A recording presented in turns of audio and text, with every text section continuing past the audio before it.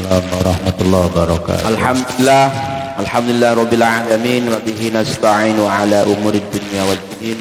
Wassalatu wassalamu ala asyrafil anbiya'i wal mursalin sayyidina wa maulana Muhammadin wa ala alihi washabbihi ajma'in, amma ba'du. Allahumma shalli ala sayyidina Muhammad wa ala ali sayyidina Muhammad.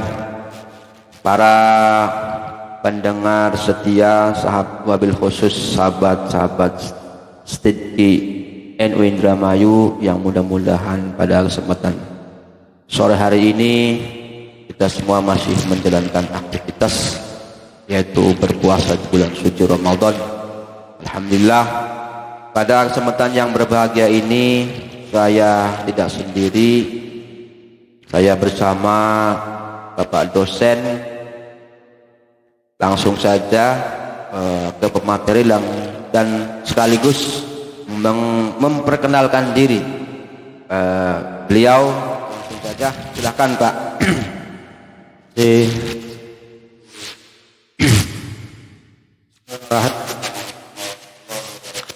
Waalaikumsalam. Aduh.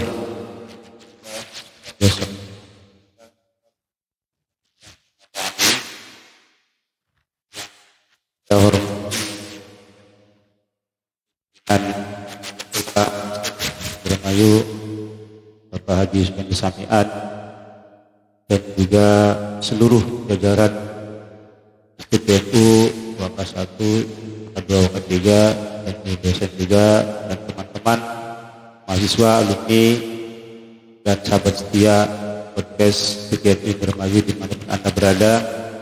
Alhamdulillah, di tahun ini kita bertemu lagi dengan Syahrul Ramadan, Syahrul Siyam, itu di mana bulan ini seluruh umat Islam diwajibkan untuk melaksanakan puasa 1 bulan. Namun sebelum saya lanjutkan ke materi tentang Ramadan, Ya, saya ingin mengenalkan diri saya. Nama saya Mahfud Razak Emsos. Kebetulan saya juga di sini jadi dosen tetap di Sekolah Tinggi NU Agama Indramayu. Tinggal di Cirebon. Jadi setiap minggu pulang ke Indramayu. jauh lumayan ya Pak. Alhamdulillah. Amin. Jadi mencari Allah dan juga kita sama-sama belajar. Jadi jarak itu hanyalah sebuah angka saja. Angka ya. Iya. Jadi dekat dan jauhnya itu kita yang merasakan. Kalau kita sudah dekat dengan hati mahasiswa itu jauh pun menjadi dekat. Rasanya itu nggak ngerasa capek. Iya. Jadi enak. Semangat aja ya Pak. Alhamdulillah. Baik, saya ingin sedikit membahas tentang Ramadan.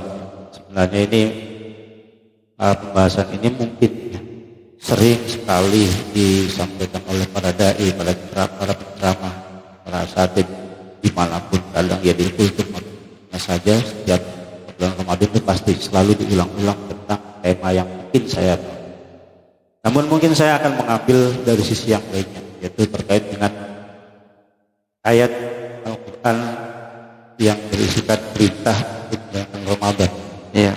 Surat Al-Baqarah, Allah SWT berfirman, A'udzubillahi minasyaitonir rajim. Bismillahirrahmanirrahim. Ya ayyuhalladzina amanu kutiba min qablikum la'allakum tattaqun. Ini mungkin ayat ini diulang-ulang terus, sering dibahas. Bahkan mungkin ya ada sebagian sudah masa bos begitu lagi itu. Namun saya mencoba membahasnya dari sisi lainnya. Ada beberapa hal yang patut kita perhatikan atau menjadi ini. Kalau saya boleh katakan, ini di ayat ini ada 4 poin penting. Jadi ada 4 akan saya bahas dari ayat ini. Karena itulah indikatornya. kewajiban puasa yang diwajibkan pada seluruh umat Islam. Allah SWT mengawali ayat ini dengan kalimat ya ayyuhalladzina amanu. Kenapa sih menggunakan kata aman? Padahal Allah bisa saja mengganti dengan ya ayyuhan nas, seluruh manusia. Secara logika saja, secara logika dikaitkan dengan fakta di lapangan. Ibadah puasa ini kalau boleh saya katakan, kita mengambil istilah zaman dahulu, gitu. Enteng kecape abut sanggane. Jadi sesuatu hal yang mudah diucapkan puasa, tapi pelaksananya berat. Iya. Haus. Iya, godaannya luar biasa. Iya ya Pak. Makanya tidak semua orang mampu menjalankan puasa ini. Maka Allah pilih ya ayyuhalladzina amanu, yang beriman saja. Ya. Maka yang beriman ini disebutnya adalah mukmin.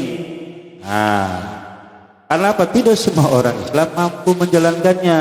Ya kita lihat di lapangan faktanya. Coba, saya yakin, hakul yakin, yang rokok siang hari di Ramadan itu KTP-nya pasti Islam.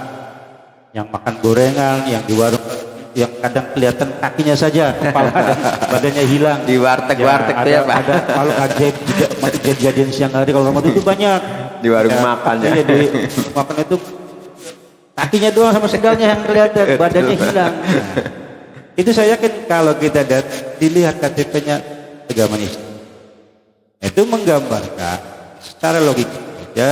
Jadi ibadah puasa itu adalah ibadah yang diberikan pada umat Islam pilihan, itu yang beriman.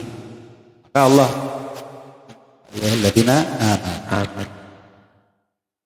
Kemudian jika orang merasa dirinya saya beriman, tapi ya Ramadan merokok, makan, nah ini perlu di koreksi imannya ya. Kita analogan begini, ada orang ya senang bakso, kemudian ada juga orang tukang somai. Ini dua gerobak ini, satu somai satu bakso lewat depan saya, kan yang saya mau bahas ketika saya bakso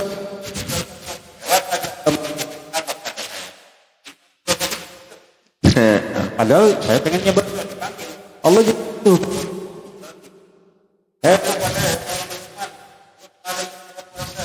Yang merasa berimannya tak berarti orang kan istirahat gitu.